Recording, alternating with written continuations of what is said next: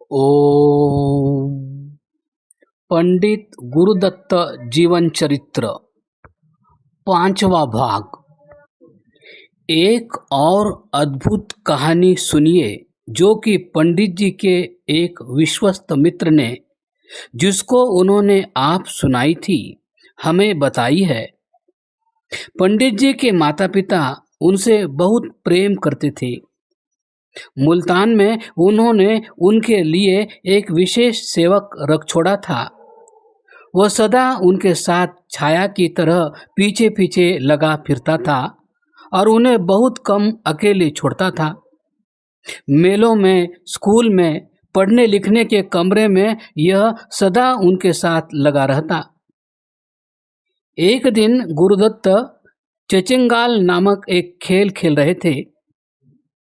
एक लड़का उनको पीठ पर मारकर दौड़ गया।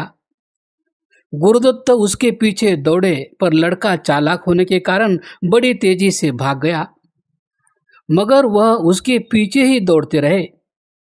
थोड़ी ही देर में वे नगर के दरवाजों के बाहर निकल गए। लड़का अंत को एक वृक्ष समूह में अंतर्धान हो गया। गुरुदत्त के सामने एक दीवार आ जाने से वे भागने से रुक गए। वे दीवार के पास जाकर ठहर गए और मन में सोचने लगे कि इस पर चढ़े या न चढ़ूं। इतने में उनका नौकर भी आ गया, पर गुरुदत्त चढ़ने का निश्चय कर चुके थे। उन्होंने उसे बाहर ठहरे रहने के लिए कहा और आप दीवार फांद गए। उस चार दीवारी के अंदर वे अभी थोड़े ही गज दौड़े थे कि उनका सारा शरीर कांप उठा। उन्हें अपने चारों ओर का वायुमंडल बिल्कुल ही भिन्न प्रकार का मालूम हुआ। उन्होंने समझा कि मैं किसी भयानक स्थान में आ गया हूँ, पर उनका मन आतंकित नहीं हुआ और वे आगे और आगे दौड़ते गए, यहाँ तक कि एकाएक उन्हें अपने चारों ओर की वृक्षावली में खड़खड़ाहट का शब्द सुनाई दिया, और जो ही उनकी दृष्टि उस ओर गई, उन्होंने एक विशालकाय फकीर को अपनी ओर आते हुए देखा। उसके नेत्र उल्का प्रकाश के समान चमक रहे थे और उसके मुखमंडल का भाव कुछ ऐसा था कि उसे देखकर हृदय में सम्मान और भय दोनों एक साथ पैदा होते थे। गुरुदत्त उनके प्रादुर्भाव पर विस्मित हो गए और उन्हें कुछ डर का अनुभव होने लगा। साधु उनके निकट आया और उनसे उनका नाम और वहां आने का कारण पूछा। तब वह उन्हें पेड़ों के अंदर ले गया। वहां उसने उनसे कुछ शब्द कहे और कहा कि किसी से मत डरो। गुरुदत्तों को तब कुछ शांति आई। फिर वह झट उन्हें अपनी कुटी में ले गया। यह एक भद्दा सा मकान था, पर अंदर से अति स्वच्छ था। वहाँ साधु ने उनसे उनके पठन पाठन के विषय में पूछा। फिर कुछ मिनट बाद उनकी शिखा को पकड़कर एकदम शांत और सानुनय रीति से उसे झटकाया। गुरुदत्त ने उस समय यह अनुभव किया कि मैं एक खूब सजे सजाए कमरे में बैठा था। नेत्रों के सामने एक बड़ा आईना पड़ा है और उस आईने में पुस्तक के पाठ में निमग्न एक बालक का प्रतिबिंब पड़ रहा है। 2-1 मिनट में चोटी के बाल छूट गए और वह सारा दृश्य लोप हो गया। तब साधु ने आशीर्वाद देकर उन्हें विदा किया।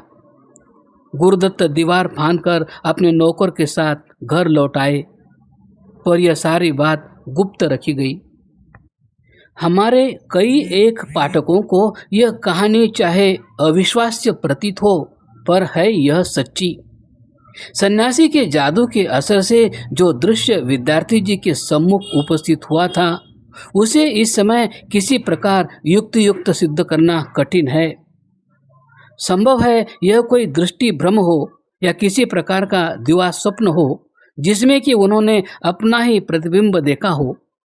दर्पण की स्थिति, लड़के का स्थान और उसका भाव सब उनके अवस्था के ही सदृश थे। इस बात का ज्ञान उन्हें उस समय हुआ जबकि एक रात भोजन के उपरांत प्रतिदिन की तरह पढ़ने बैठे। यह ज्ञान कैसे हुआ इसका भी कुछ पता नहीं। हम इसका कारण कार्य संबंध स्थापित करने में असमर्थ है।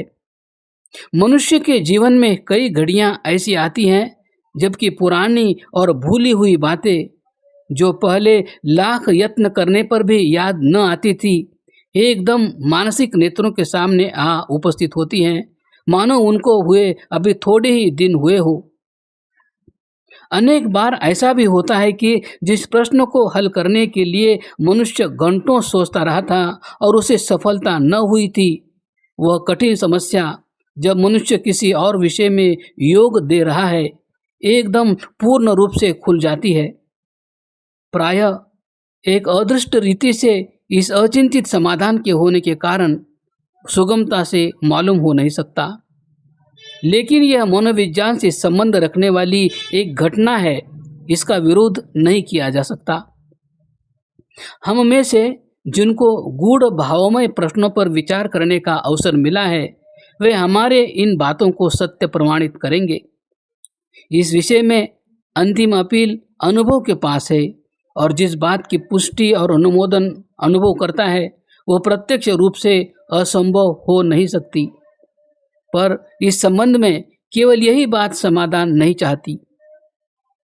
एक रात जब गुरुदत्त सोने लगे तो उन्हें ऐसा अनुभव हुआ मानो वही साधु उन्हें बुला रहा है। उन्होंने उन कंपनों का स्पष्ट अनुभव किया जो उनके पास साधु के निमंत्रण को ला रहे थे। दूसरे दिन गुरुदत्त सन्यासी के पास गए। वह उन्हें देखकर बहुत प्रसन्न हुआ। उसने गुरुदत्त से कहा कि तुमने मेरी आज्ञा का पालन करके बहुत अच्छा काम किया है। तब उसने उनकी तंदुरुस्ती का हाल पूछा और कल फिर आने की आज्ञा देकर विदा कर दिया। विद्यार्थी ने वैसा ही किया। साधु ने पहले उनसे उनके संस्कृत अध्ययन के विषय में कई एक प्रश्न पूछे, फिर उत्साहजनक शब्दों में कहा कि संस्कृत पर अधिक ध्यान देना, क्योंकि इसी से तुम मनुष्य मात्र की भारी सेवा कर सकोगे। फिर वह उन्हें अपनी कुटी में ले गया और वहां जाकर यमों और नियमों की एक बड़ी ही विद्वत्तापूर्ण और विस्तृत व्याख्या की। उन्हें कई एक ऐसी विधियां भी बतलाई जिनका यहाँ वर्णन करना हमारी शक्ति से बाहर है। उन्हें कहा गया कि इनका पूर्ण रीति से पालन करना, अन्यथा घोर दंड भोगना पड़ेगा। इसमें उन्हें केवल 3 भूलें माफ की गई। गुरुदत्त वहां से आकर सन्यासी की बताई हुई विधियों के अनुसार करने लगे, मगर उनसे एक अबोधपूर्वक भूल हो गई, पर साधु ने वह ठीक कर दी और भविष्य के लिए उन्हें सावधान कर दिया। इस पर गुरुदत्त अधिक सावधान हो गए, पर अपनी ओर से पूर्ण यत्न करने पर भी उनसे दूसरी भूल हो ही गई। साधु ने फिर चेतावनी दी और कहा कि यह चेतावनी है, इसके बाद फिर भूल क्षमा न की जाएगी। अब कहिए, साधु और विद्यार्थी के संलाप का क्या समाधान हो सकता है? कई लोग सारी कहानी को केवल कपट रचना समझेंगे और दूसरे इस पिछले विस्तार को मूढ़ विश्वास कहेंगे, लेकिन हम समझते हैं कि इन दोनों प्रतिज्ञाओं में कोई सार नहीं। इस कहानी की सत्यता को पंडित गुरुदत्त के उपर्युक्त मित्र ने प्रमाणित किया है और उसे इसके झूठ घड़ने का कोई प्रयोजन न था। साधु का संभाषण भी युक्ति से सिद्ध हो सकता है। साधु के अंदर अतीव प्रबल मानसिक शक्तियां थी, वह निर्विवाद रूप से सत्य है। उसके मुखमंडल पर वह दिव्य तेजोमंडल था जो उससे मिलने वाले प्रत्येक व्यक्ति को मोहित कर लेता था, और गुरुदत्त उसकी इच्छा शक्ति की प्रबल चुंबकीय धाराओं का प्रतिरोध न कर सकते थे। संसर्ग या संभाषण मेस्मरिज्म के द्वारा किया जा सकता है। मेस्मरिज्म की अवस्था में मनुष्य हजारों मीलों की बातों को ठीक ठीक तौर पर बयान कर सकता है। वर्तमान लेखक ने एक लड़की को मेस्मरिज्म अर्थात मोहन विद्या के प्रभाव के नीचे कई हजार मील की दूरी पर स्थित एक घर का, जिसका कि उसे पहले कुछ भी पता न था, ठीक ठीक हाल बताते देखा है। घर के स्वामी ने लड़की की बताई प्रत्येक बात के सत्य होने की साक्षी दी। साधारण अवस्था में उस कन्या को उससे मेस्मरिज्म के सम्मोहन में पूछी गई बातों का कुछ भी ज्ञान न था। मानव मन की शक्तियां और क्षमताएं किसी प्रकार कम और क्षुद्र नहीं। जिन लोगों को विचार संक्रांति की संभावना में संदेह हो, उन्हें मानसिक सूचना की पुस्तकों का पाठ करना चाहिए। योगी का गुरुदत्त के साथ संसर्ग यद्यपि नैमित्तिक था, पर इससे उन्हें लाभ बहुत हुआ। इससे उनकी व्यक्तिगत पवित्रता के नियमों में श्रद्धा और विश्वास को पुष्टि मिली। यम नियमों की शिक्षा और उन नियमों को भंग करने पर भारी दंड की धमकी ने उन पर बड़ा हितकर प्रभाव डाला। वे अपनी गतिविधि में बड़े सावधान रहने लगे और उनका मानसिक तथा नैतिक भाव, जो पहले ही साधारण लड़कों से उच्च था, और भी उच्चतर हो गया। बाद में जाकर इसने उनके प्रतिभा विकास की भारी सहायता दी, क्योंकि मनुष्य का हृदय जितना अधिक पवित्र होगा, उतना ही अधिक उसकी महत्वाकांक्षा उच्च और गौरवान्वित होगी, और उसके विचार के भ्रष्ट होने का सुयोग उतना ही कम होगा, क्योंकि ऐसी बातों को उत्पन्न करने वाले कारणों का वहाँ विशेष रूप से अभाव होता है। उनके विचार और कर्म दिन पर दिन पवित्र होते गए, यहाँ तक कि अपने कॉलेज के दिनों में उन इने गिने युवकों में से एक थे जिनको उनके श्रेष्ठ जीवन और पवित्र आचार के कारण उनके दूसरे विद्यार्थी भाई आदर की दृष्टि से देखा करते हैं।